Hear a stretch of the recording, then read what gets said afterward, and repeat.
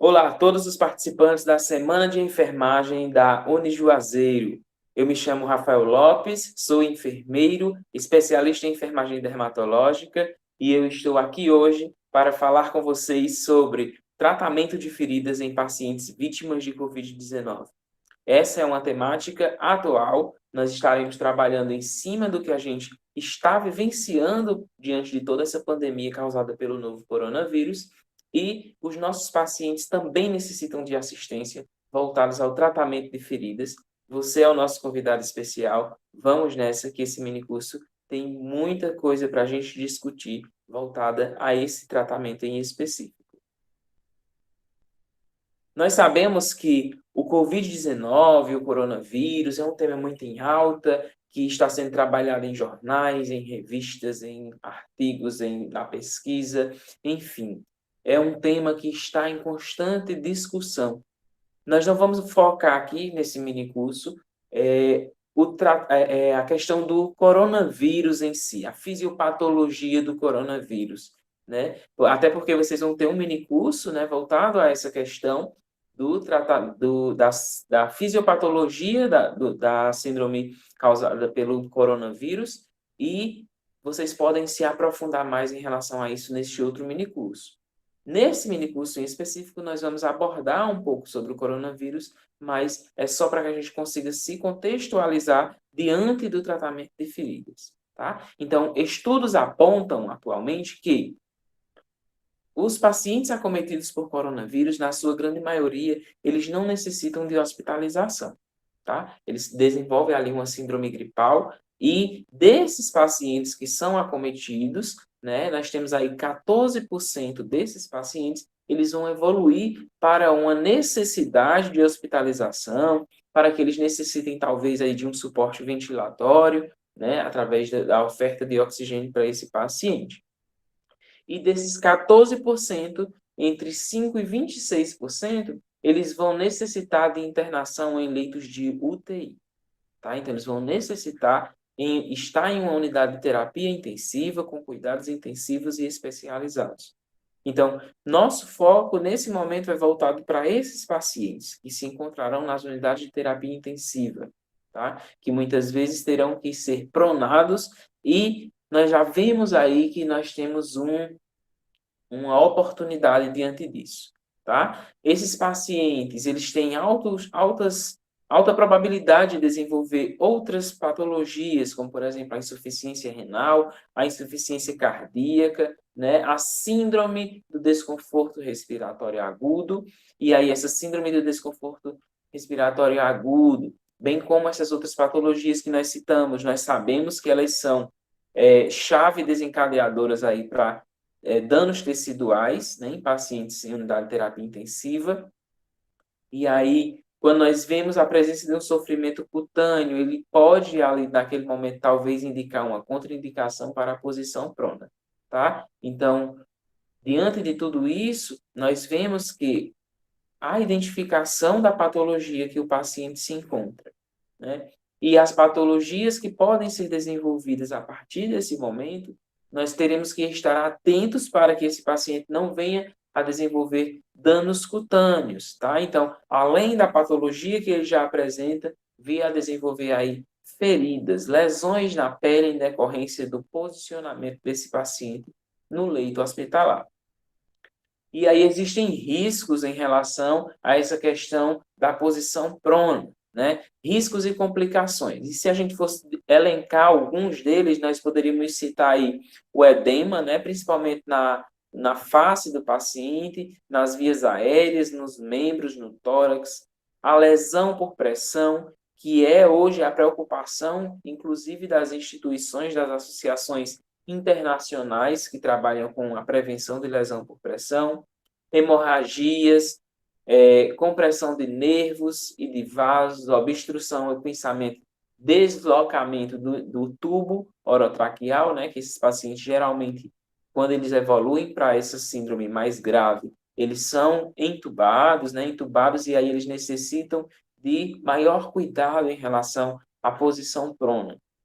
Dificuldade para a aspiração das vias aéreas em decorrência do posicionamento em que esse paciente se encontraria, piora das trocas gasosas, e aí essa piora das trocas gasosas, ela vai ser um ponto importantíssimo para que a gente possa prevenir aí as lesões por pressão, que são as principais lesões que nós vamos discutir hoje, tá? Porque as trocas gasosas, quando elas não acontecem de forma efetiva, o tecido, a pele, ele vai sofrer com esse dano, tá? Então, ela vai sofrer uma interferência e aí essa falta de oxigênio de forma adequada nos tecidos, ela pode predispor esse paciente ao desenvolvimento de feridas, de lesões.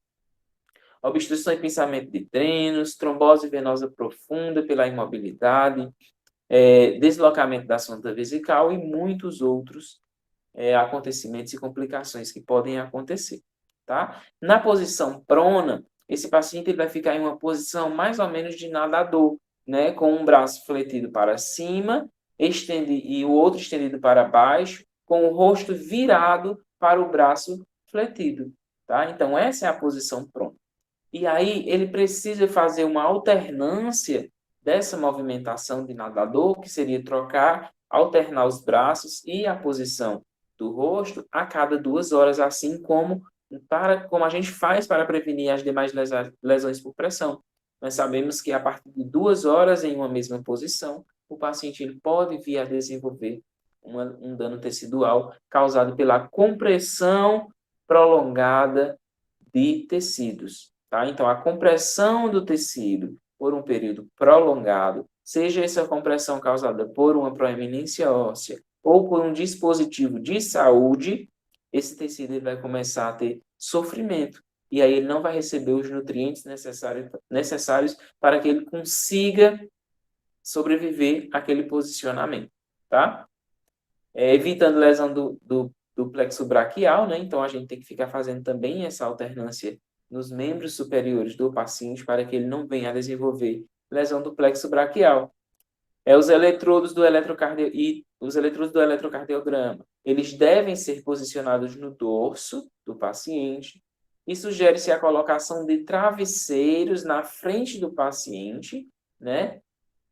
Distribuídos de modo que para aliviar ali a pressão em alguns pontos anatômicos, né?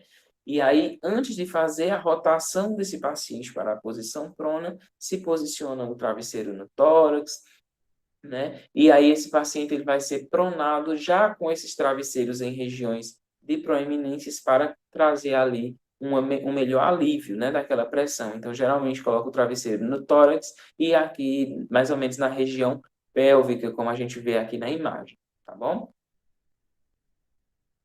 Os pacientes que apresentam duração média de 18 horas, né, na posição prona, que mostrem uma melhora da PaO2 e da FiDO2 em até 87,5%, eles apresentam essa melhora, né? Então, 87,5% da população que passam até 18 horas em posição prona, eles apresentam uma melhora no seu quadro em relação ao distúrbio que está apresentando ali, causado pelo coronavírus, né?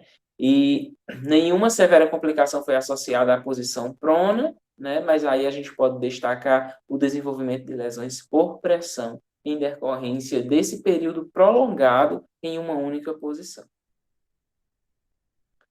E aí, a NPAP, né, em 2020, agora, ela emitiu um documento em que ela ressalta a preocupação com esses pacientes que ficam em períodos prolongados em uma posição no desenvolvimento de lesões por pressão. A preocupação deles é essa.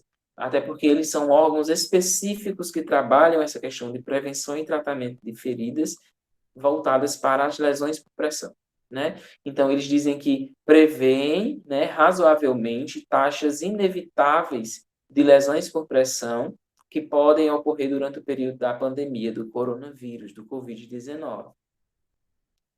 E aí, nós temos que trabalhar a prevenção desse agravo à saúde, né? Como é que seria essa prevenção de agravos? Nós teríamos que identificar os fatores de risco, ter maior efetividade na prevenção das lesões por pressão.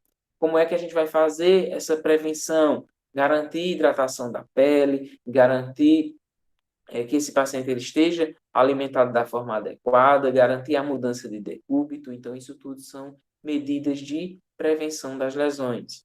O uso da escala de Braden, né, que é uma das escalas mais utilizadas, a escala preditiva de lesões por pressão. Então, quem não conhece, é interessante dar uma pesquisada sobre a escala de Braden, que é uma escala onde a gente vai trabalhar o risco de desenvolvimento da lesão, tá bom?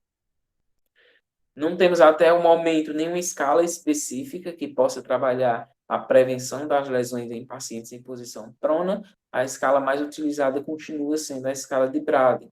E o uso do EPI, ele é de suma importância, ele é indispensável, ele sempre foi indispensável. Mas nesse momento de pandemia que a gente se encontra, temos que utilizar o EPI da forma adequada. O EPI é adequado para trabalhar com esses pacientes diretamente, para fazer a movimentação desse paciente, tá bom? Ainda mais quando nós vamos fazer ali o giro do paciente para a posição prona, né? Aspirar esse paciente no momento da intubação, que nós estaremos auxiliando ali o procedimento, né? Realizando o procedimento junto com o profissional médico por conta da emissão de aerossóis, tá bom?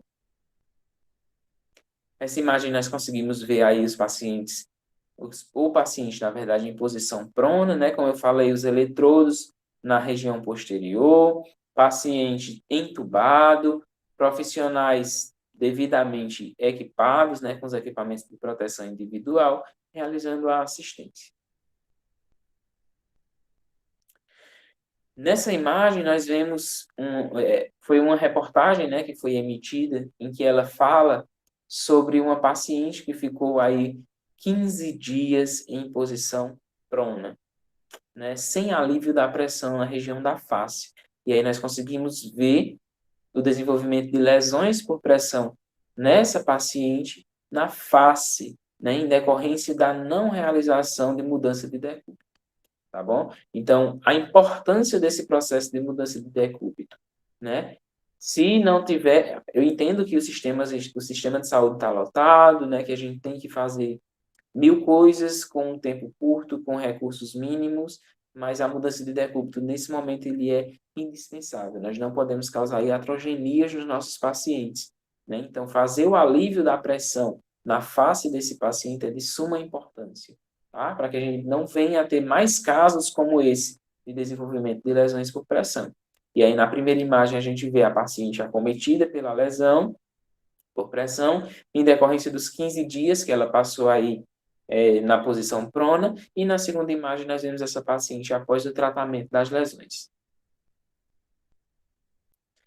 Vejam só, nós temos aqui os principais pontos de pressão em um paciente na posição prona, né? Então, nós vemos aí, esse paciente ele vai ter risco de desenvolvimento de lesão por pressão na testa, né? Na região frontal do rosto, né? Que seria a testa, na região de zigomático, nariz, orelhas, mento, na região clavicular, ele vai ter risco de desenvolvimento de lesão também na região de tórax, na região de pelve, joelhos, região dorsal do pé, né? Então, é interessante que nós consigamos identificar esses pontos de pressão e fazer o alívio da forma adequada, tá? Fazer a mudança de decúbito na verdade, o alívio de pressão, porque a mudança de decúbito em pacientes que se encontram em posição prona, ela fica inviável, né? A menos que tenha indicação dessa mudança. Mas o alívio da pressão desse paciente nós podemos realizar, tá bom? E aí nós vamos utilizar coxins, né? Fazer o alívio através se não tiver os coxins adequados, improvisar coxins com lençóis, enfim, fazer aquele jeitinho que a enfermagem sempre faz para minimizar os riscos ali desse paciente. E aí, gente, depois que o paciente desenvolveu essa ferida, você trabalhou na prevenção, porém, ainda assim, esse paciente veio a desenvolver essa lesão. Então, nós vamos precisar trabalhar agora a avaliação dessa ferida. Como é que nós iríamos fazer a avaliação? Ela é essencial para que a gente possa selecionar as estratégias terapêuticas, né, apropriadas para cada paciente, traçar um plano de tratamento singular ali para aquele paciente diante das necessidades dele. E aí, essa avaliação da ferida é a parte inicial, onde nós vamos ter ali uma importância, tá, nessa avaliação, para que nós consigamos traçar como será o tratamento desse paciente. Tá? E a equipe de enfermagem, nesse processo de avaliação, ela é de extrema importância, uma vez que é a enfermagem que vai estar com em um maior período de tempo acompanhando esse paciente, é a equipe que vai mais manusear esse paciente, né? Vai pegar, palpar esse paciente, sentir e verificar, né? Através da inspeção, identificar regiões que podem estar sendo acometidas por lesões, tá? Então, a instrução da equipe em relação a esse processo de monitorização e de acompanhamento da pele desse paciente é de extrema importância. Então, o profissional enfermeiro instruir a equipe nesse processo de avaliação, profissionais técnicos, auxiliar o profissional enfermeiro na mudança na alteração ali do posicionamento do paciente, se for necessário, no alívio da pressão e na identificação, principalmente no banho, né, um momento oportuno para avaliar a integridade da pele desse paciente e fazer ali as devidas medidas preventivas e curativas. E aí, na ferida, nós vamos ter que avaliar, né, que a cicatrização de feridas, ela é determinada pela saúde geral do paciente. Portanto, a gente vai ter que avaliar esse paciente em todos os seus eixos, né? E ela abrange o seu paciente de forma que a gente consiga fazer um planejamento de uma avaliação do tratamento. Então, nós vamos ter que avaliar a nutrição desse paciente, a ingesta hídrica, as drogas que estão sendo infundidas ali naquele paciente, tá? As eliminações também vão ser importantes de ser avaliadas. Se tem alguma deficiência renal, quais são as outras comorbidades que esse paciente já apresenta, ele tem diabetes, ele tem hipertensão. Então, nós vemos que muitos desses pacientes que são acometidos pela COVID-19, eles já possuem outras comorbidades, né? Uma grande maioria já possuem outras comorbidades. Outros que necessitam também de internação são os idosos. Então, nós temos aí fatores que são genuinamente, né, fatores que elevam os riscos de desenvolvimento dessas feridas, como o extremo de idade, né, como hipertensão, diabetes, demais comorbidades renais, cardíacas, né? Então, esses fatores, eles podem sim contribuir para que o paciente tenha maior probabilidade de desenvolvimento e cabe a nós, enquanto enfermagem, identificar esses fatores e trabalhar em cima deles. Nessa avaliação de ferida, nós temos um acrônimo chamado TIME, né, que é muito utilizado por muitos profissionais da saúde, por enfermeiros dermatos, estomaterapeutas, para avaliação da ferida. Esse TIME ele vai trazer aí 4 eixos de avaliação, tá? No T, nós vamos se referir aí ao tecido viável ou desvitalizado que se encontra visível na ferida. No I, nós vamos estar fazendo referência às infecções e à colonização de bactérias. No M, nós vamos ter aí referência ao desequilíbrio da umidade, né, a questão de secreção dentro dessa lesão, a eliminação de fluidos, né, e no E nós vamos se referir aí à borda da ferida, tá? Então, nós vemos aí que esse time, ele chega somente até a borda da ferida, e é uma ferramenta de avaliação muito utilizada no processo de avaliação de feridas, portanto, ele se limita, no entanto, ele se limita somente até as bordas, né, as bordas da ferida, e aí nós sabemos que a ferida ela vai além das bordas também. E aí, nesse sentido, a gente traz para vocês aqui o triângulo de avaliação da ferida. Tá? Esse triângulo de avaliação da ferida, ele é uma ferramenta que se estende, né, aos conceitos atuais, ele vai além do processo de avaliação que o acrônimo TIME traz para a gente, tá? Porque ele vai além da borda da ferida. E aí, nesse caso, nós vamos trabalhar 3 eixos principais, né, 3 áreas. Nós vamos trabalhar o leito da ferida, nós vamos trabalhar a borda da ferida e nós vamos trabalhar a pele perilesão, né, perilesional. E aí essa ferramenta ela deve ser usada no contexto de uma avaliação holística, né, como a gente já discutiu, ver o paciente como um todo, tudo direitinho. E vai envolver, no caso de pacientes que não estão hospitalizados, vai envolver os cuidadores e os familiares. Na unidade hospitalar, vai envolver os profissionais de saúde que estão envolvidos naquela assistência. Tá bom? E aí, o que é que eu tenho que avaliar nesse processo de avaliação holística, professor? O que é que eu tenho que ver? Eu tenho que ver se esse paciente ele tem alguma comorbidade, né, como a gente discutiu, se ele está fazendo uso de alguma medicação, qual é a medicação, são anti-inflamatórios, anticoagulantes, imunossupressores, quimioterápicos, esses medicamentos que podem interferir diretamente no desenvolvimento da ferida, se ele tem presença de infecção e se essa infecção é sistêmica ou se ela é local, se esse paciente já desenvolveu uma osteomielite, né, porque quando nós temos ali uma infecção na ferida, que chega à exposição óssea e que essa infecção consegue atingir o osso, nós chamamos de osteomielite, né? Se a oxigenação desse paciente está reduzida, como é que se encontra a perfusão tecidual, os extremos de idade, como a gente viu, os pacientes idosos, que são, em maior parte, o grupo de risco em relação ao COVID-19, se esse paciente apresenta dor em decorrência daquela ferida, nutrição, né, e hidratação também precisam ser verificados, e o estilo de vida, né, desse paciente. Ele já vinha com um estilo de vida como? Era um estilo de vida saudável, ele era um paciente tabagista, etilista, tá? Sedentário, obeso. Então, isso tudo precisa ser visualizado para que possa ser colocado ali no seu plano de tratamento. E aí, nesse triângulo de avaliação, né, quando nós focamos na ferida, com aqueles 3 pontos que a gente viu, nós vamos trabalhar no leito dessa ferida, o tipo de tecido que se encontra, a exudação que tem presente naquela ferida ou que está ausente, e a infecção que pode ou não estar presente. Na borda dessa ferida, o que é que a gente vai avaliar? Se tem presença de maceração, o que é essa maceração? Maceração é um excesso de umidade na ferida, que ele vai causar o desgaste do tecido, tá? Em decorrência de altos índices de exposição à umidade. Então, é aquela pelezinha esbranquiçada que ela se solta com facilidade, tá? Então, ela é em decorrência do alto nível de exudação daquela ferida, da umidade. Às vezes, a ferida não está nem com tanta umidade assim, porém, o curativo, a cobertura que você está utilizando, ela está proporcionando um aumento na umidade e macerando a ferida, tá?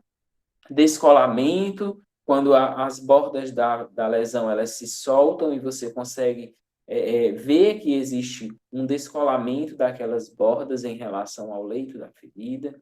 Uma epibolia, que é quando as bordas elas se invertem, e aí essa inversão das bordas, ela traz um retardo na cicatrização e elas precisam ser desbridadas. E na perilesão, que nós vamos avaliar a região além da borda da ferida, daqui a pouquinho eu mostro uma imagem, vai ficar mais fácil de entender isso. Nós vamos ver também se tem presença de maceração, se tem pele ressecada, se tem presença de escoriação, se tem eczemas, calos, hiperqueratose. Então, isso tudo são eixos que também precisam ser avaliados nessa questão da avaliação da ferida, nesse ponto que a gente está discutindo, que é o triângulo de avaliação da ferida. E aí, o que é que nós vamos ver em relação a tudo isso que a gente discutiu? O que é que nós devemos realizar, né? O que é que tem que ser feito?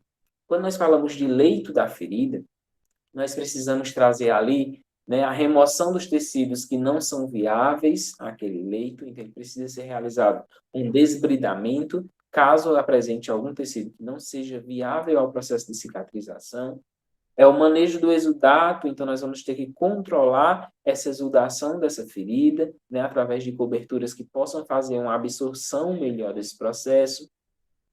Gerenciamento da carga microbiana, então é interessante se você tiver acesso a fazer uma cultura daquela lesão e saber se existe presença de alguma bactéria específica para que possa fazer um tratamento ainda mais específico, né? Reidratação do leito, então não é interessante deixar a ferida ressecada, a ferida ela precisa de um meio úmido para que ela consiga cicatrizar. Porém, esse meio úmido ele também não pode ser extrapolado, ele não pode ficar intensamente úmido, porque esse paciente, essa lesão, ela pode vir a macerar e danificar esse tecido.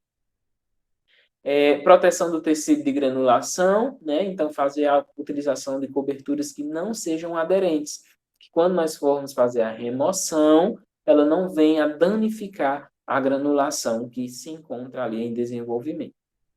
Nas bordas dessa ferida, o que é que nós vamos ter que fazer? Também fazer uma manutenção, aí um manejo adequado do exudato dessa ferida, fazer uma reidratação também da borda. Então, essa ferida ela precisa que as bordas estejam bem hidratadas, não se apresentem ressecadas, nem com tecidos desvitalizados, para que ela consiga ir retraindo e reduzindo a ferida. Tá? Então, a ferida ela vai fazer a cicatrização das bordas para o centro e de baixo para cima, tá bom? Do leito para a parte mais externa. E aí nós vamos ter que fazer uma reidratação dessa borda, remover se tiver algum tecido inviável e proteger essas bordas também com um curativo que não seja aderente. Além das bordas, a gente vai ver a perilesão. E aí nessa perilesão nós também precisamos fazer o controle do exudato, fazer o uso de coberturas adequadas. Por exemplo, tem muitos profissionais que utilizam o hidrogel, né? E aí esse hidrogel em excesso, ele vai trazer um meio úmido, né? Além de um extravasamento além do leito. Ele vai passar das bordas e vai pegar ali na perilesão. E aí o contato excessivo com o hidrogel, que é a base de água, ele vai fazer a maceração daquele tecido, danificar o tecido. Proteger essa perilesão, então existem cremes de barreiras, sprays que podem ser utilizados para proteger, criar uma película protetora nessa região, inclusive para que nós não tenhamos outros danos causados pelos adesivos que são utilizados para a cobertura, tá? Como cobertura secundária e terciária. Então, é interessante que a gente visualize essa questão para não trazer mais danos àquela perilesão. Reidratação da pele, e aí aqui um ponto importante. Hidratação da pele ela tem que ser realizada com a base de água, né? Então, quando a gente fala de hidratar, de hidro, a gente está falando de água. Então, não se hidrata a pele com óleo, tá bom? Então, eu vejo muita gente pegando o AGE para hidratar a pele.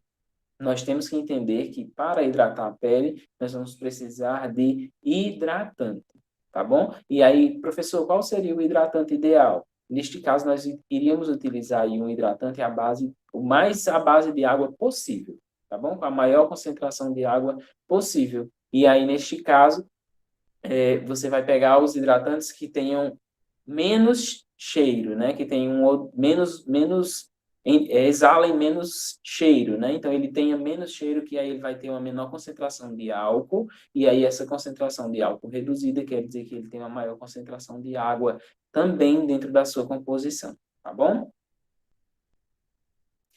E aí nós vemos uma lesão, tá? Tentem identificar aí o que seria leito, o que seria borda e o que seria perilesão, tá? É uma lesão por pressão em região sacra, e aí lesões por pressão em região sacra, nós temos aí um grande desafio também, né? Porque fica muito próximo, na grande maioria das vezes essas lesões estão bem próximas da região anal, né? E aí a eliminação de fezes pode trazer contaminação para essa ferida, tá bom? Então, a utilização das coberturas adequadas, as técnicas adequadas de limpeza, elas são essenciais nesse processo para que a gente não tenha aí o agravo dessa patologia, desse dano tecidual causado pela contaminação com fezes. E aí, nessa feridazinha aqui que eu estou mostrando para vocês, nessa lesão, nós vamos discutir agora a identificação do leito.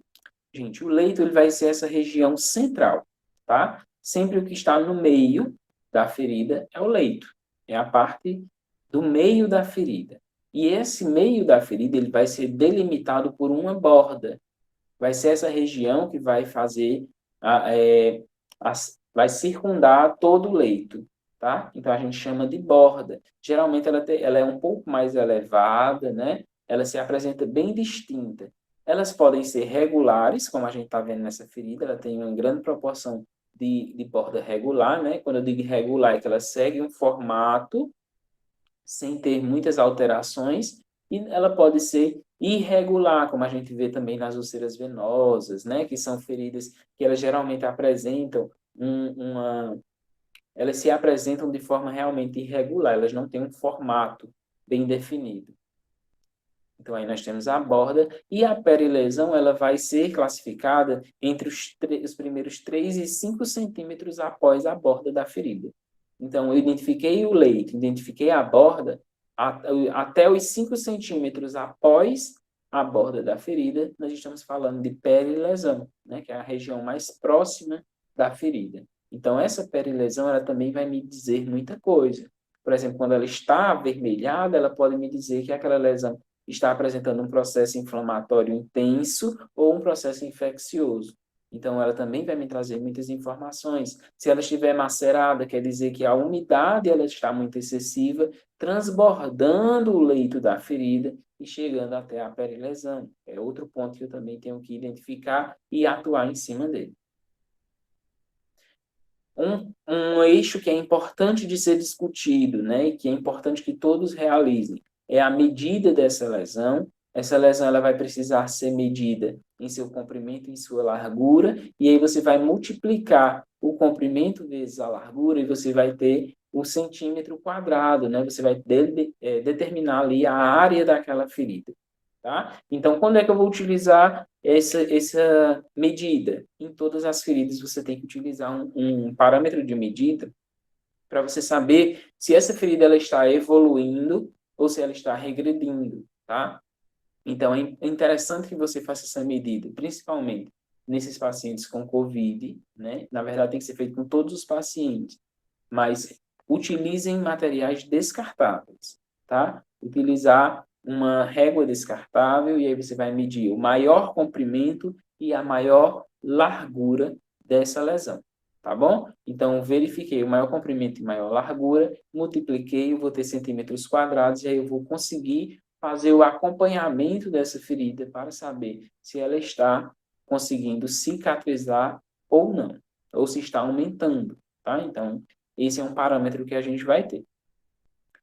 Localizar essa ferida, a localização dessa ferida, ela vai ser precisa também de ser identificada, né? Porque esse paciente ele vai precisar, inclusive, de continuidade da assistência e nem sempre você vai estar no plantão todos os dias, tá? Então, é interessante descrever o máximo de informações possíveis e descrever a localização é de extrema importância, bem como avaliar a localização é de extrema importância, tá bom? Então, nós já vimos os locais que têm maior probabilidade de desenvolvimento nos pacientes vítimas de COVID que se encontram em posição prona, tá? Mas existem também pacientes que estão com COVID que não estão em posição prona, tá? E você também vai ter que avaliar essas regiões de pressão, que aí a gente teria a região occipital, a região escapular, a região sacral, tá? Região calcânea, pacientes que ficam em decúbito lateral, nós teríamos aí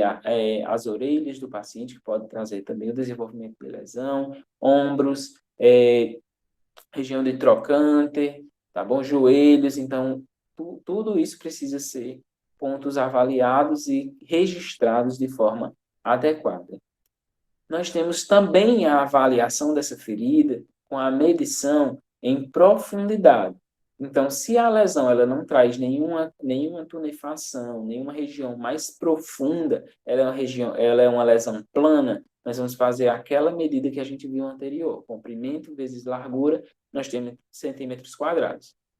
Se a lesão ela tem uma maior profundidade, aí nós vamos ter que fazer a avaliação em centímetros cúbicos. E essa avaliação em centímetros cúbicos nós vamos medir também com a régua descartável. Maior comprimento, maior largura, e com algum dispositivo nós vamos introduzir nessa cavidade e fazer uma medida também dessa profundidade da ferida. E aí essa avaliação nós podemos fazer com uma pinça estéreo, nós podemos fazer com um suave, com o próprio dedo enluvado, nós podemos fazer com algum dispositivo que nós temos ali ao nosso favor, que nós consigamos introduzir na ferida e, em seguida, fazer a medida para identificar a profundidade desse lesão, tá bom? E aí você multiplica o comprimento vezes a largura vezes a profundidade, você vai ter centímetros cúbicos, e aí você vai conseguir também fazer um melhor acompanhamento da evolução dessa ferida. Olha só essa feridazinha aí que nós falamos, né? Acredito que agora você consiga identificar o que é leito, o que é borda e o que é perilesão. O que é que nós identificamos nessa ferida? Nós conseguimos ver um leito, né? Meio que plano. Nós conseguimos ver aí uma borda bastante macerada, que é aquela pele esbranquiçada, como eu falei para vocês, que indica o quê? Excesso de umidade, tá? Então, essa ferida, provavelmente, ela é bastante exudativa, ou o curativo que está sendo realizado, a técnica que está sendo utilizada e as coberturas não estão sendo favoráveis nesse momento. E aí, neste caso, a ferida está macerando, está se danificando, o tecido ele está sendo danificado pelo excesso de umidade, tá bom? E nós estamos vendo aí na perilesão, que essa perilesão se encontra também macerada, né? A pele está soltando, né? Se você visualizar bem aí essa imagem, na parte inferior, você consegue ver que a perilesão é como se ela estivesse se descamando, tá bom? Então, a epiderme aí, ela está soltando algumas das suas camadas e o que está trazendo aí um processo de dano tecidual perilesional. Nessa outra lesão, nós conseguimos identificar que o leito, ele apresenta um tecido inviável, né? Nós conseguimos visualizar aí um tecido inviável. E aí, professor, como é que eu vou saber se o tecido é viável ou não? Geralmente, tecidos amarelados ou tecido enegrecido são tecidos inviáveis, tá bom? Então, eles precisam ser removidos. Ter muita atenção para que não seja uma exposição óssea, né, que está mais esbranquiçada, e ela precisa de uma avaliação do nosso colega médico, inclusive, para avaliar o risco de osteomielite, tá bom? Visualizar leito, bordas e perilesão. Aqui nós temos um processo de hiperkeratose, né? Nós temos um processo aí também de leitos contaminados, né? Com presença de tecidos inviáveis, bordas maceradas. Nessa outra lesão, nós não conseguimos nem ver o leito da ferida, né? Por conta da presença de uma capa necrótica. Olha só a perilesão que eu falei para vocês como é importante a avaliação, né? Nós temos aí uma região mais avermelhada na perilesão, com descamação, inclusive, presença de tecido desvitalizado nas bordas e no leito lesional. E aí, o que seria esse exudato, né, que a gente já discutiu? Esse exudato ele vai ser um fluido, um líquido, que ele vai ser composto por água, por proteína, mediadores da inflamação, enzimas, eletrólitos, fatores de crescimento, resíduos metabólicos, células, enfim. É um composto, um líquido, fluido, que vai ser eliminado, né? Inclusive, ele vai ter as células do sistema de defesa, que vai ter uma consistência mais aquosa, ela vai ser eliminada pelas lesões. E nós vamos ver agora que o tipo de exudato ele pode indicar para a gente algumas coisas. Olha só, se o exudato ele for sanguinolento, que for aquela secreção, né? A gente chama secreção, mas a gente sabe que secreção ela vem de glândulas, né? E nas feridas nós não temos glândulas, nós estamos falando ali de exudação, né? De eliminação de líquido pelas células e pela região ali acometida. Então, se essa eliminação ela for sanguinolenta, nós temos ali uma cor avermelhada, né, vermelho, e ela vai ter um aspecto mais fino, e isso quer dizer que essa ferida ela tá tendo ali um processo de neovascularização, de novos vasos surgindo, tá? Ou do rompimento de alguns desses vasos sanguíneos, tá bom? É normal, dentro do processo é normal, tá bom? Serosanguinolenta, que é aquele mais avermelhado, rosinha clarinho, né? Uma corzinha mais clarinha, também fininho. Ele vai ser normal também na fase de inflamação e na fase proliferativa, tá bom? O que não seria normal no sanguinolento, que a ferida ela fique tendo processos sangrantes, né? Mas ter um sangramento, vez ou outra, é normal, dependendo do que você está utilizando como cobertura, está utilizando algum desbridante ou alguma coisa do tipo, tá? Ou se você realizou algum desbridamento instrumental, químico, tá? Então, torna-se normal nesse sentido, tá bom? Mas não é normal que toda vida que você for trocar as coberturas, essa lesão apresente sangramento, certo? Serossanguinolenta, né, como a gente falou, é normal, faz parte do processo de inflamação e proliferativo. Seroso, que é aquela secreção mais clarinha, também fininha, ela também é normal e também indica o processo inflamatório e processo proliferativo da cicatrização. Agora, quando a gente fala de uma secreção seropurulenta, que é aquela secreção mais turva, amarelada, amarronzada, fina também, elas podem ser o primeiro sinal de infecção. E se tem infecção, essa paciente precisa de tratamento urgente, tá? Tópico e, se possível, sistêmico.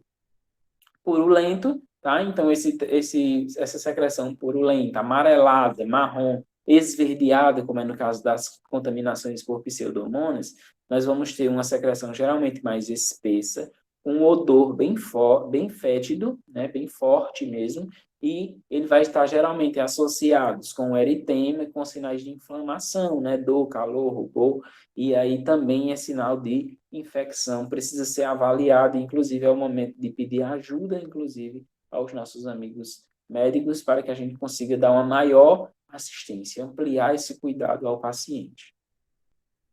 Nessa lesão nós conseguimos ver aí no leito, né, bastante secreção purulenta, né, tecido desvitalizado, as bordas se encontram aí também com um processo de hiperemia, né, juntamente com o tecido perilesão. Então, nós teríamos aí, nesse caso, que fazer um desbridamento desse tecido inviável, uma higienização adequada desse leito da ferida e, nesse caso, fazer o tratamento tópico e sistêmico desse paciente, tá bom? Os tipos de tecido, né? Quais são os tecidos que nós podemos encontrar? Um dos principais tecidos que são visualizados nas feridas que não tem um tratamento adequado, né, é o esfacelo. O esfacelo é um tecido necrosado, de consistência delgada, mucosa, então é como se ela fosse um muco, tá? Macia e de coloração amarelada, ok? Ela é formada por bactérias, por fibrina, elastina, colágeno, leucócitos, e aí por muito tempo a gente chamava de fibrina, né? Só que a fibrina, ela é uma partícula, ela é uma composição do esfacelo, né? Ela é microscópica. E aí a gente está falando de um conjunto de diversas composições, como a fibrina, elastina, colágeno, leucócitos, tá? Fragmentos celulares, exudato e grande quantidade de DNA, tá bom? Então, isso tudo a gente encontra no esfacelo, na composição do esfacelo. Podem estar firmes ou frouxamente aderidos ao leito ou nas bordas da ferida. E a gente tem a intenção, nesse momento, de remoção desse tecido inviável, tá bom?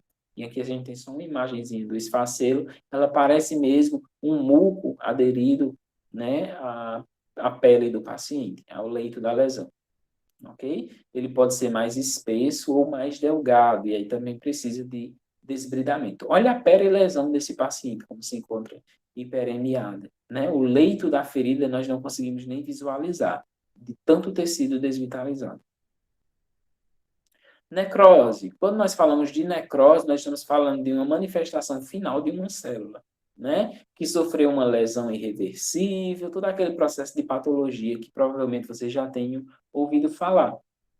E apresentou um importante fator de risco para a contaminação e proliferação bacteriana naquele leito da ferida, além de servir como barreira ao processo de cicatrização. Então, se nós temos necrose ali no leito da ferida, nós temos ali um retardo do processo cicatricial. Então, ela precisa ser removida, precisa ser desbridada, tá bom?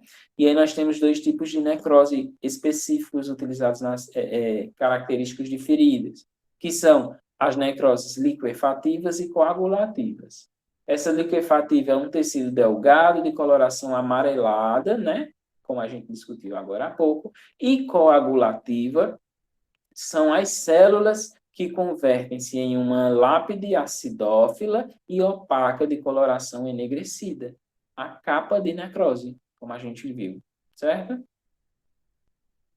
A escara ela vai ser um tipo de necrose também, tá? E esse tipo de necrose, ela vai ser, na verdade, não é nem um tipo de necrose, ele é uma necrose de forma mais rígida, aderida ao leito. E muitas vezes nós denominávamos as lesões por pressão como escaras, né? Mas a escara em si é isso que vocês estão visualizando nessa imagem. É uma capa necrótica que recobre o leito da lesão, tá bom?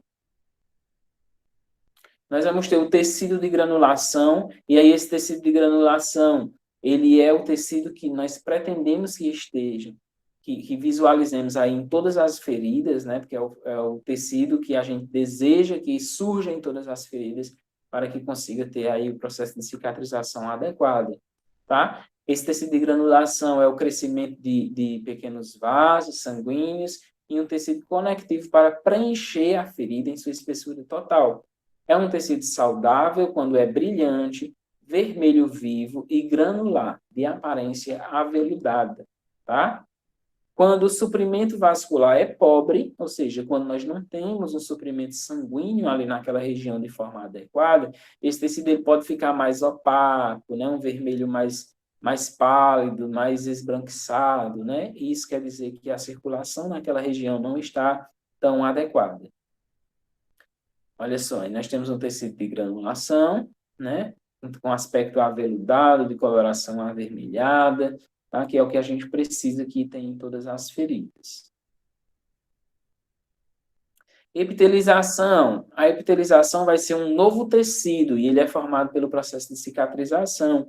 É aquela pelezinha mais fininha que já foi cicatrizada, né? Que a gente já chama de cicatriz, só que ela ainda está em desenvolvimento, tá? Então, esse é o tecido de epitelização. Geralmente tem uma coloração mais rosada.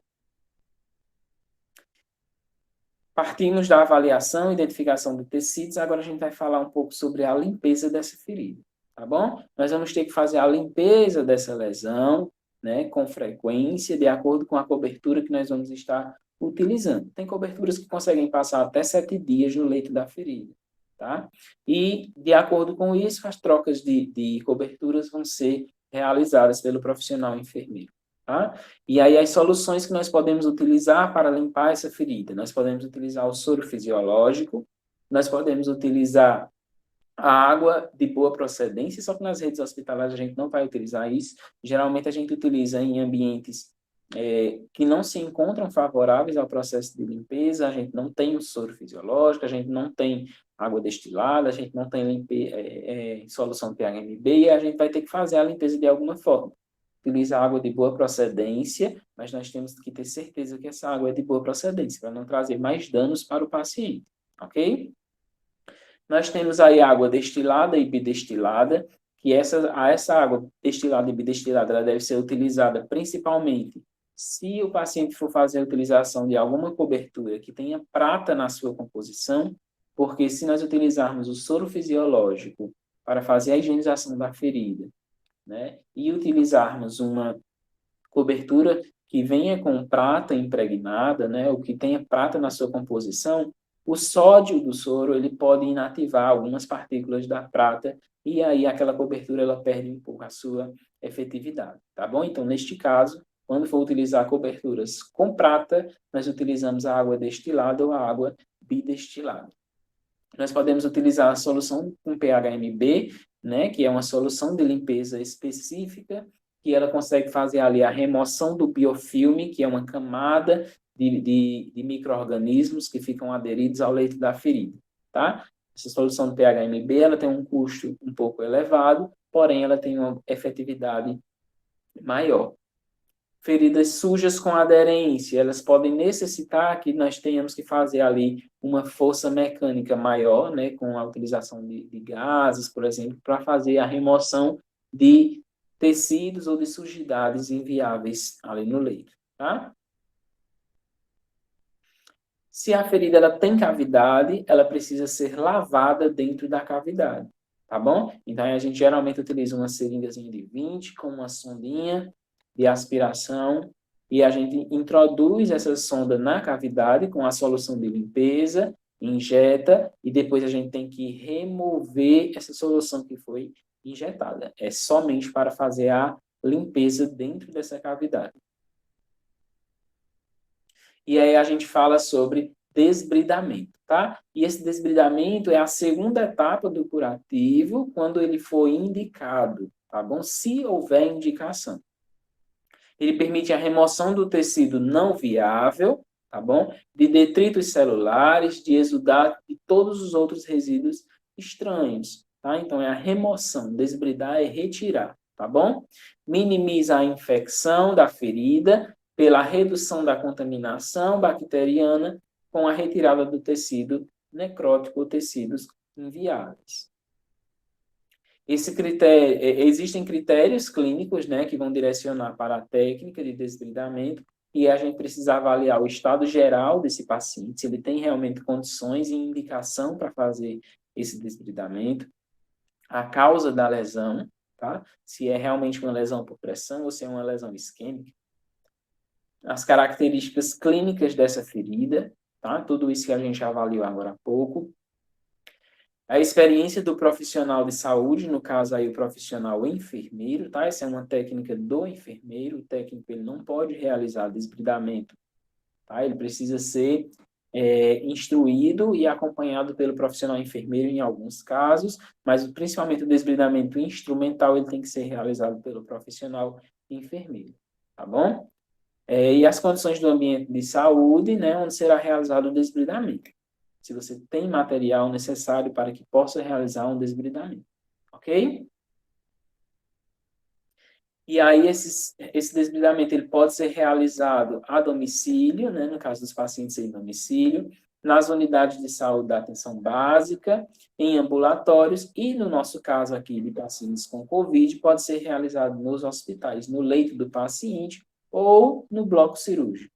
E aí, no bloco cirúrgico, vai ser realizado pelo profissional médico, tá bom? Nós conseguimos fazer todos os desbridamentos do paciente até o instrumental conservador.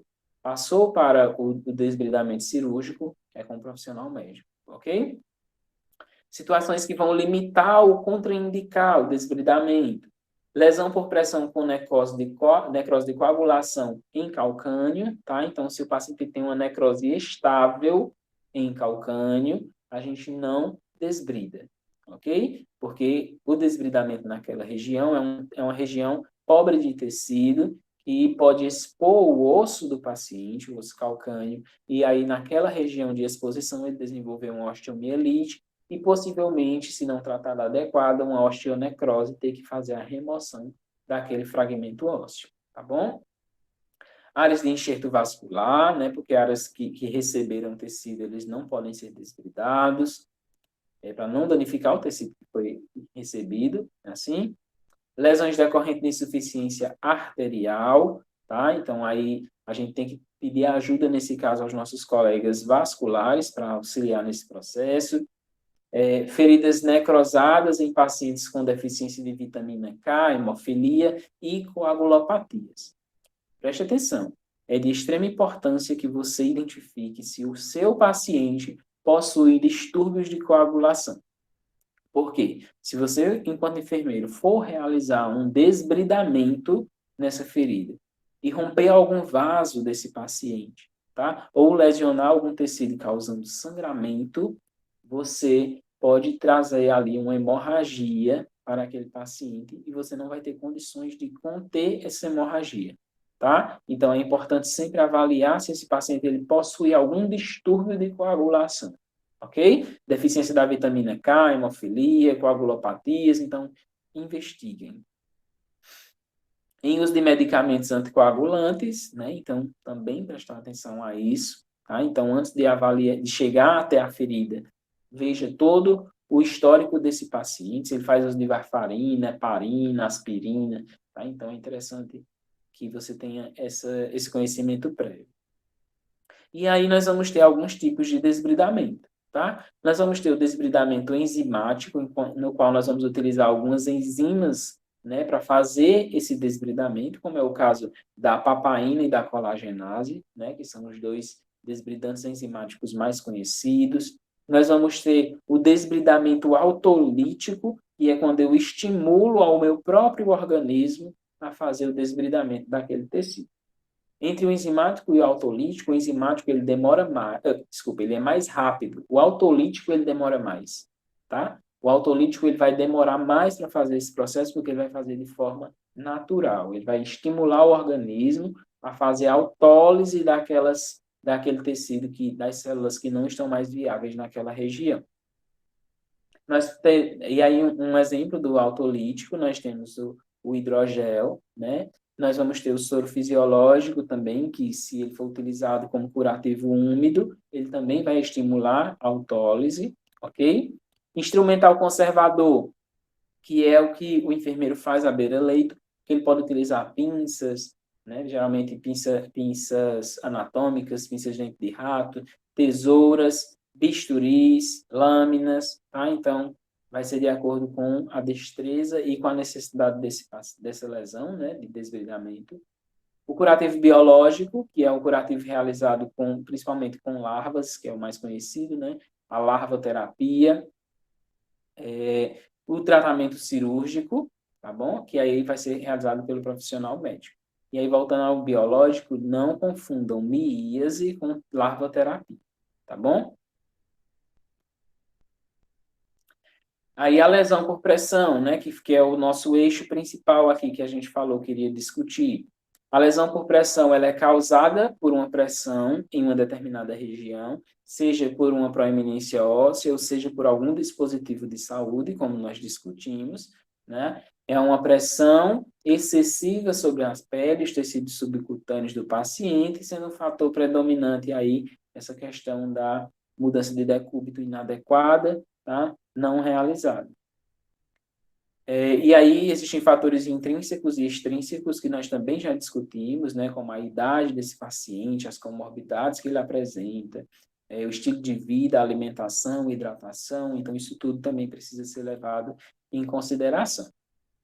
Quando nós falamos de lesão por pressão, nós temos aí a classificação dessa lesão, que hoje é classificada como estágios, né, e não mais como graus, como a gente via. E nós dizemos aí que nós tratamos agora como lesão por pressão, e não mais como úlcera por pressão, úlcera de decúbito, tá? Como antigamente era tratado. Escara por pressão. Então, tiveram bastantes nomes, né, bastantes denominações para que hoje chegasse em lesão por pressão. Por que que mudou esse nome? Foi em 2016, né? Então, por que que foi modificado?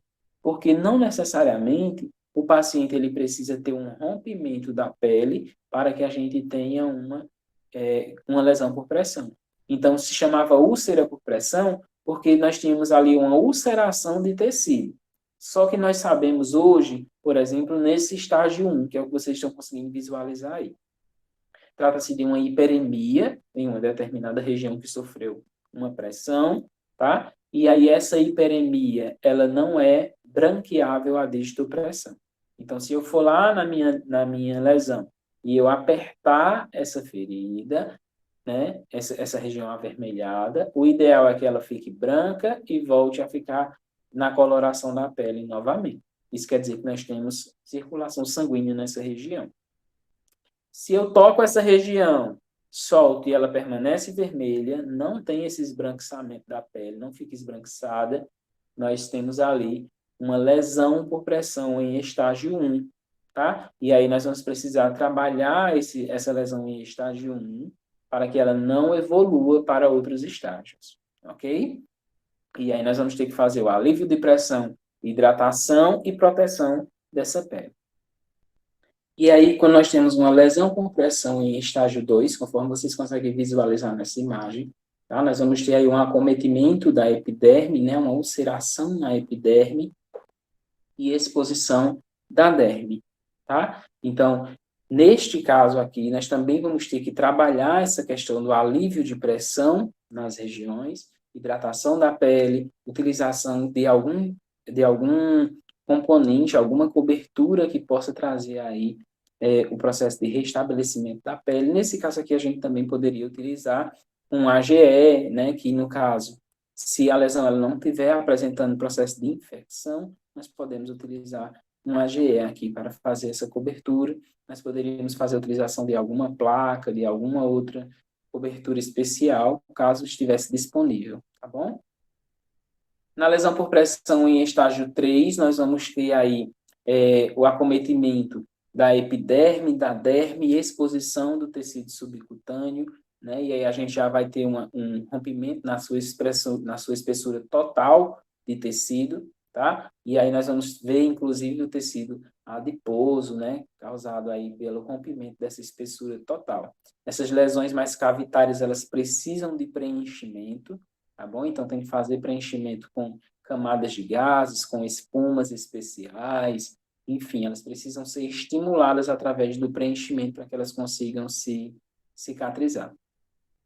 No estágio 4, a gente já vai ter aí o rompimento da epiderme, da derme, tecido subcutâneo, nós já vamos encontrar aí a exposição óssea, exposição de tendões, né, exposição muscular. Então, esse estágio 4 é um estágio mais avançado, que também vai precisar da mudança de decúbito, da utilização de coberturas adequadas, de preenchimento de cavidade para estimular o processo de cicatrização. Nós vamos ter também as lesões não classificáveis, né? Sempre que nós encontrarmos uma lesão por pressão, que tem algum tecido que recubra ela, que seja ele inviável, né? No caso aí da necrose, do esfaceiro, que recubra o leito da ferida, nós não vamos classificar essa lesão por pressão. Nós não vamos dizer qual é o estágio dela, nós vamos dizer que ela é inclassificável ou não classificável, porque nós não sabemos, após fazer a remoção desse tecido inviável, qual vai ser a profundidade dessa ferida. Então, ela fica como inclassificável ou não classificável, e aí, após a realização do desbridamento, nós vamos conseguir ver até onde ela está acometendo, até qual tecido, qual camada da pele ela está acometendo, o órgão, e aí a gente vai fazer a classificação, tá bom?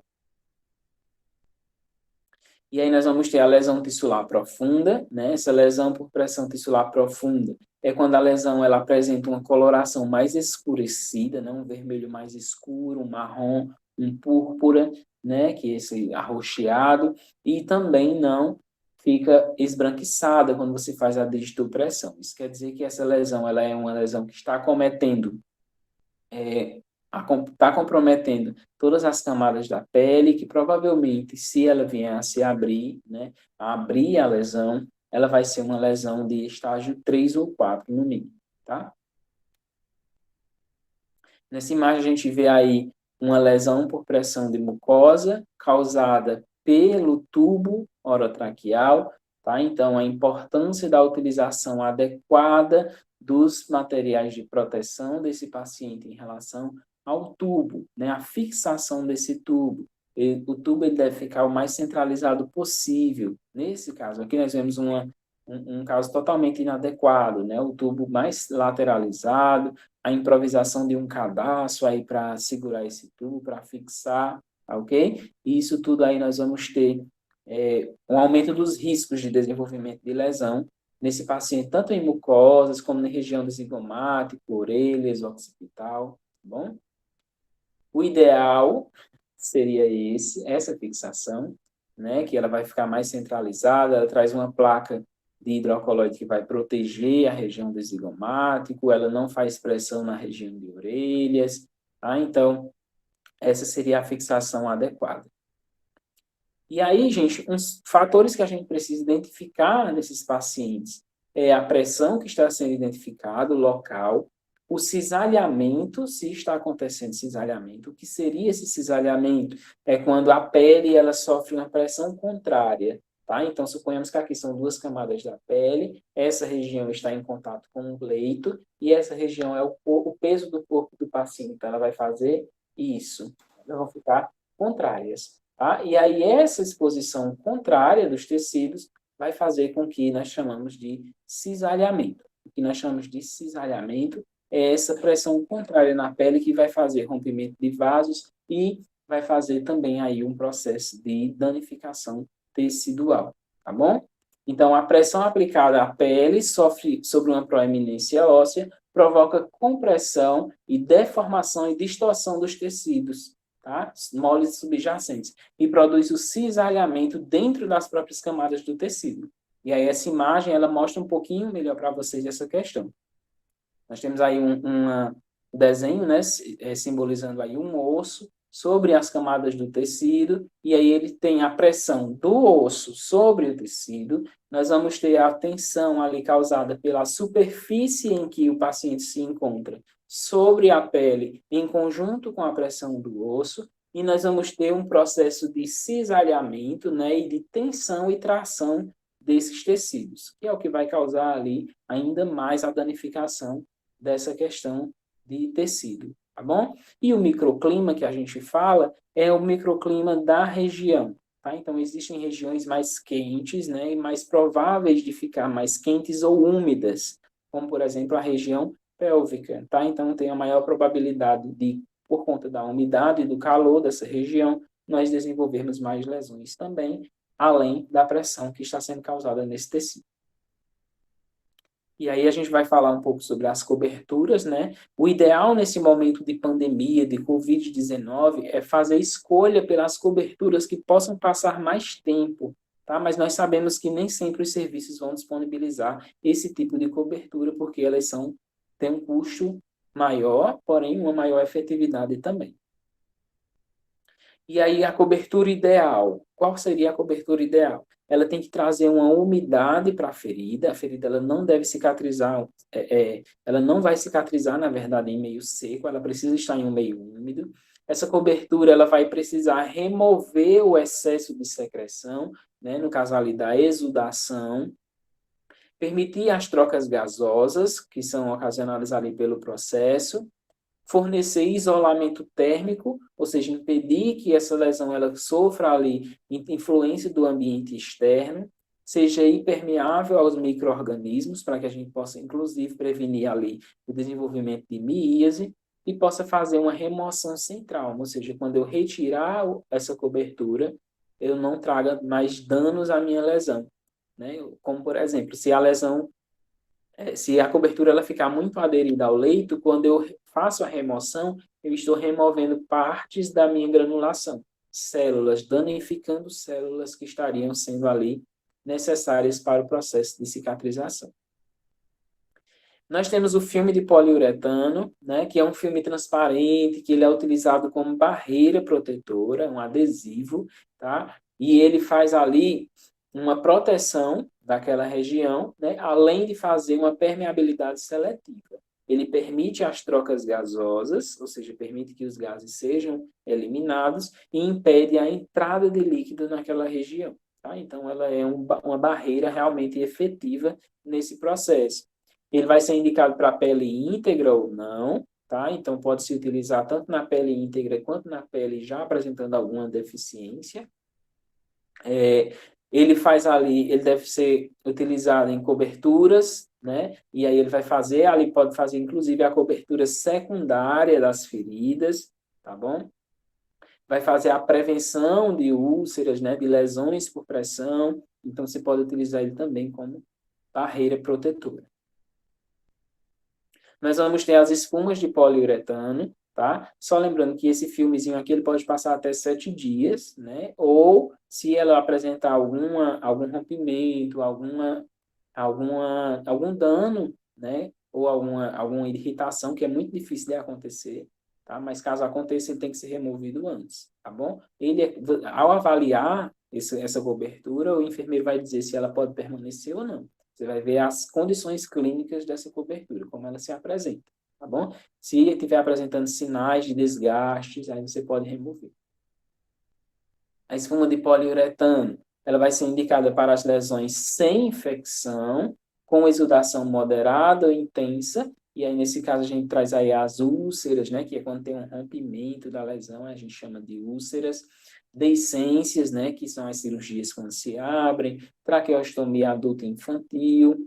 Quais são os benefícios de utilizar essa cobertura? Ela não é aderente, então ela vai fazer uma remoção sem trauma, ela consegue absorver muito bem a exudação, impedindo ali, nesse caso, o processo de maceração, como a gente viu. Ela é fácil de manusear, ela pode durar até 7 dias e ela também é recortável, tá bom? Pode ser usado, inclusive, aí nos pacientes que passam do processo do período de intubação, necessitam de uma traqueostomia, e eles também podem ser utilizados para a proteção da região do traqueóstomo, tá bom? Da pele peritraqueóstoma.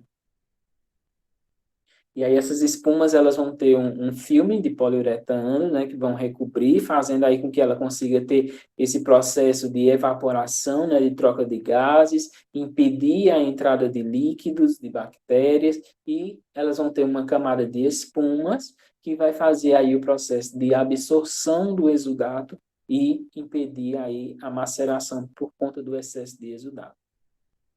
Nós vamos ter, inclusive, elas também com prata, né? E aí essas coberturas com prata, elas são utilizadas principalmente em feridas com infecção, né? Infeccionadas, e aí elas trazem aí aquela particularidade que a gente falou, né? De fazer a opção por água destilada ou bidestilada, por conta da inativação dos íons de prata pelo sódio.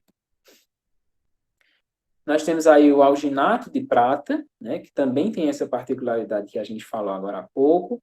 Né, ela é recomendada para o preenchimento de cavidades, né, feridas infectadas, risco e minimização de vazamento e maceração. Tá? Então, ele vai minimizar essa questão da maceração, porque ele vai fazer uma absorção aí dos líquidos, e ela pode passar até 7 dias também no leito da ferida. Até 7 dias, não quer dizer que vai ficar 7 dias. Você vai abrir, visualizar se dá para permanecer com aquela cobertura ali ou se ela já está desgastada, né? E aí precisa ser trocada, tá bom? Uma dica: se você for realizar desbridamento instrumental, tenha sempre alginato por perto. Tá? Porque o alginato, ele consegue fazer a homeostase ali, naquela região, ele vai conseguir fazer o estancamento do sangramento que tiver acontecendo, da hemorragia. Aí vai parar a hemorragia naquela região. Tira uma fitinha do alginato, coloca lá naquela região e em pouco tempo ele vai parar o sangramento. Então é interessante que você sempre tenha o alginato por perto quando você for realizar desbridamentos. Aqui nós temos um preenchimento de uma lesão cavitária, né, com o alginato, e aqui a junção de duas coberturas que a gente viu, o alginato com o filme de poliuretano. Né? Ao invés de utilizar, nesse caso aqui, um esparadrapo, um micropore, nós utilizamos um filme de poliuretano, tá bom? Ele é muito bom para ser utilizado, inclusive, em idosos. Porém, ele precisa ser utilizado da forma adequada e quando for removido, ele precisa ser removido também da forma adequada. Então, você não puxa ele, você vai ter que ir tirando, esticando esse filmezinho para que ele vá soltando da pele sem causar mais danos, tá bom? O AGE, né, que é famoso, que é muito utilizado, que as pessoas acham que ele vai fazer todos os milagres da vida, só que nem sempre o AGE vai ser o essencial. Às vezes a gente vai ter que abrir mão do AGE e partir para uma outra cobertura, tá bom? Ele é muito bom, não estou dizendo que não é bom. O AGE ele é fantástico, quando utilizado da forma adequada. É uma cobertura originada de óleos vegetais, compostos fundamentais, né, como os ácidos graxos essenciais. Ele vai ter ali a vitamina A, a vitamina E, a lectina, de soja. Então, ele vai trazer uma composição que vai fazer ali a nutrição daquele tecido, né, com vitaminas essenciais para o processo de cicatrização, para acelerar o processo de cicatrização. E aí ele vai ser indicado para a pele íntegra e também para a pele rompida, né? Para utilizar ali nos leitos da ferida, né? Quando ele não tem tecidos desvitalizados, tá bom?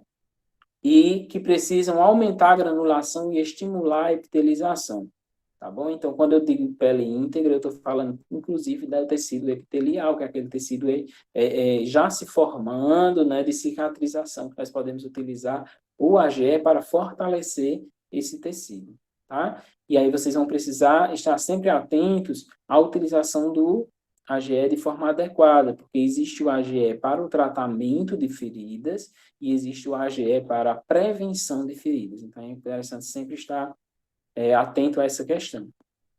Vai ser contraindicado em feridas infectadas, tá bom? Ou excessivamente exudativas. Se a ferida elas tem muito exudato, não tem por que você colocar óleo ali naquela lesão.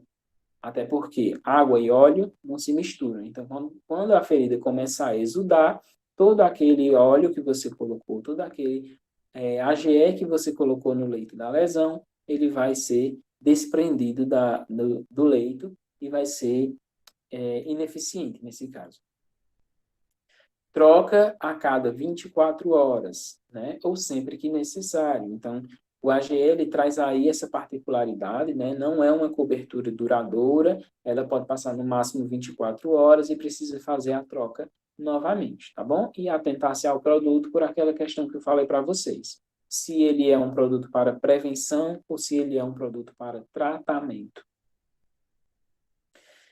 Gostaria de agradecer imensamente a participação de todos vocês, tá? Gostaria de deixar aqui os meus parabéns ao desenvolvimento do evento, né? Gostaria de parabenizar você por dedicar o seu tempo aqui a assistir esses minicursos, a estar com a gente, a fazer acontecer a Semana de Enfermagem da Unijuazeiro.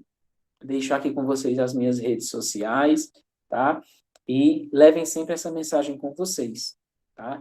Você tem nas mãos o poder de transformar vidas. Enfermeiros transformam vidas.